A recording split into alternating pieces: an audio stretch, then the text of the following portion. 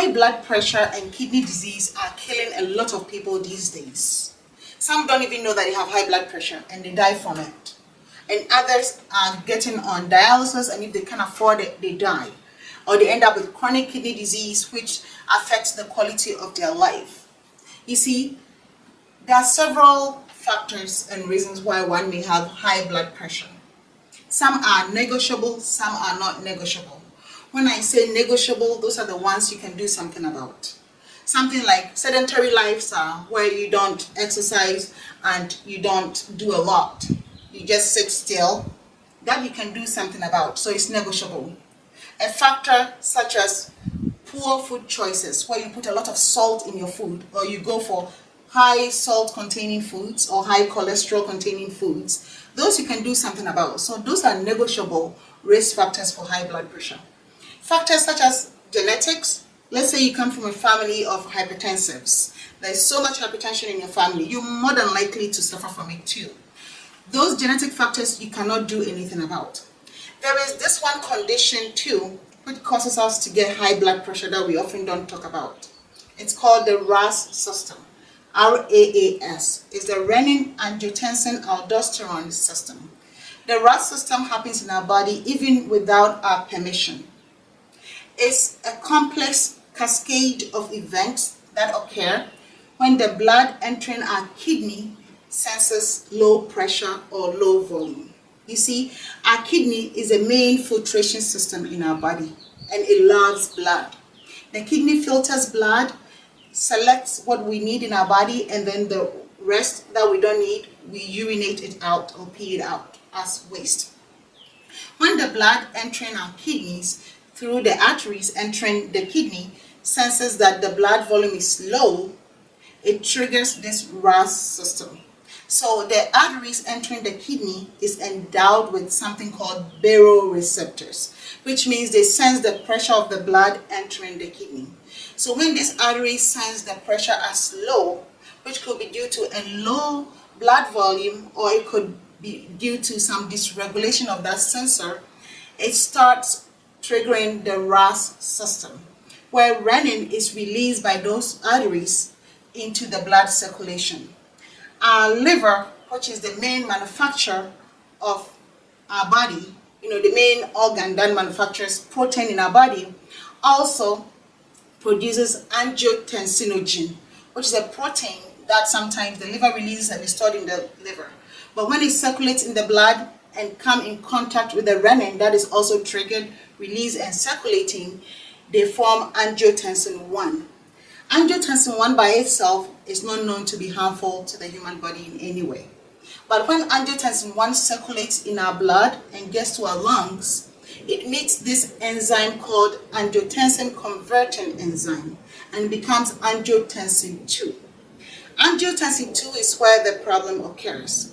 Angiotensin 2 tries to constrict our blood vessel. So if the artery that the blood was flowing through to the kidney is about this big, angiotensin 2 narrows it so that the blood flowing through it is perceived as a lot, in attempt to rescue us from that low pressure that was sensed by the arteries before. So angiotensin 2, after it tries to narrow the blood vessel, it makes it rigid so it doesn't relax, so it falls back to widen for the blood pressure to fall. It keeps strict and tight like that to increase the blood volume up. Then it also triggers the flight or fight system, where sensory goes into our brain telling us, hey, there is danger, so let's rescue this person. And the sympathetic nervous system is activated, where our heart rate goes up in attempt to compensate for that low blood pressure that it was sensed before. Also, salt that is supposed to be excreted through the urine, most of them get absorbed back into the blood so that it could attract water back into the blood to increase the blood volume. So several other events happen, but the main ones are constricting of the blood vessel, the artery, so that the volume is perceived as much. Because if it was this wide and blood was flowing through and now it's this wide, then the blood will come up and will perceive as high pressure to compensate for that low pressure that is sensed. And also, wherever salt goes, water goes. So when the body absorbs a lot of salt from our urine back into our bloodstream, more water is attracted that way to increase the volume of the blood. And then with that constriction, the artery doesn't relax for the blood to drop again.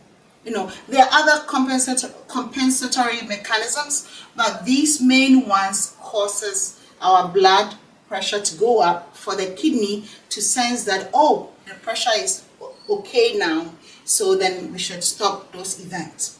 The half-life of renin is only about 15 to 20 minutes when it's released, but it can cause a lot of damage. And the half-life of angiotensin II is only about 60 seconds. But look at all these events that it causes. It can cause a lot of damage in the sense that when your body is exposed chronically to this dysregulation of pressure sensing in the kidneys, where the renin is released and all these events occur, it puts you at risk for high blood pressure. It makes your blood pressure goes up unreasonably, and then you become hypertensive. So there are medications that stops the event at different stages to prevent the RAS system from progressing. A medication like an ACE inhibitor, which simply means angiotensin converting enzyme inhibitor. So you see how the angiotensin 1 gets into the lungs to be activated by that enzyme to become angiotensin 2.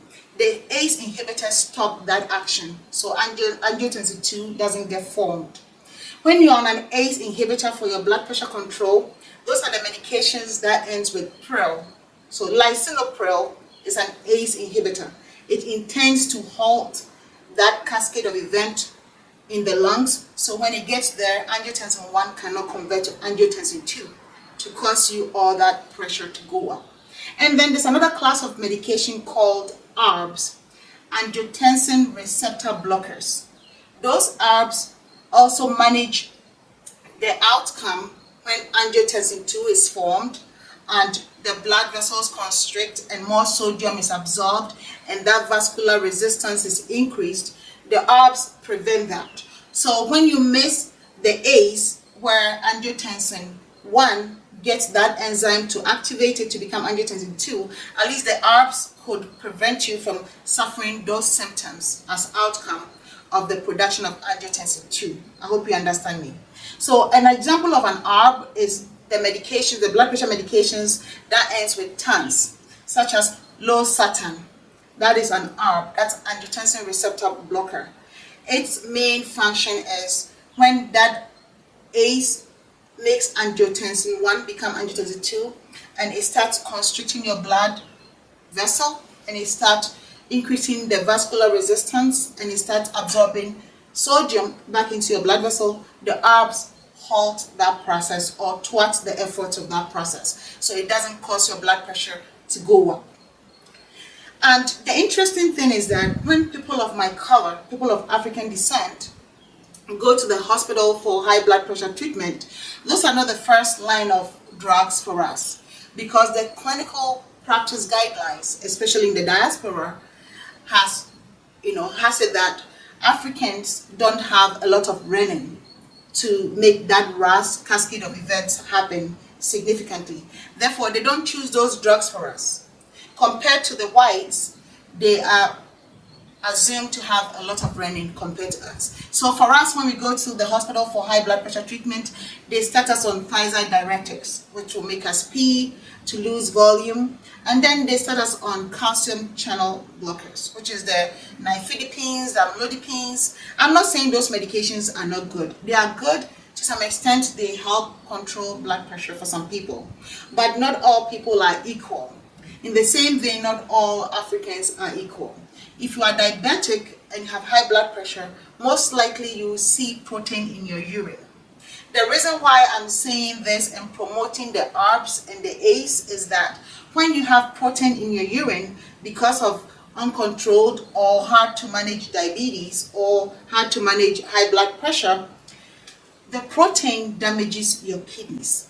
Proteins are very hard in terms of their molecular strength, and as they pass through the kidney, which is a filter, it damages the nephrons, the tubules that help filter our urine, and causes kidney damage. So if you are an African American and they start you on a thiazide or a calcium channel blocker, and you don't get the chance of having an ACE or an ARB, and you have protein in your urine and you don't know, then your kidney will continue to damage. Research supports that ACE and ARBs are very kidney protective. That is, when you take an ARB or an ACE to manage your blood pressure and you have protein in your urine, it protects your kidneys. So you need to know this to be able to engage with your doctor and discuss your high blood pressure medications, whether it's effective or not. It doesn't hurt to introduce some ACE or some ARB in there if you are not already on it, to protect your kidneys, especially if you have protein in your urine. A lot of people are dying from kidney disease because, especially back home, they don't have the means to afford dialysis. And dialysis can only take you up to some point. It sustains your life after some point. And when you lose all the accesses and you can't have dialysis anymore, you will die eventually. We'll all die eventually, but we're trying to prevent premature death. That is untimely death. So if you see protein in your urine, it's an early sign that there is trouble. Your kidney is struggling. So you have to do all you could to make sure that you protect your kidney to regain its strength. These are one of the things that we can actually negotiate. So this information is to help you negotiate. Your kidney has about 900,000 to 1 million tubules.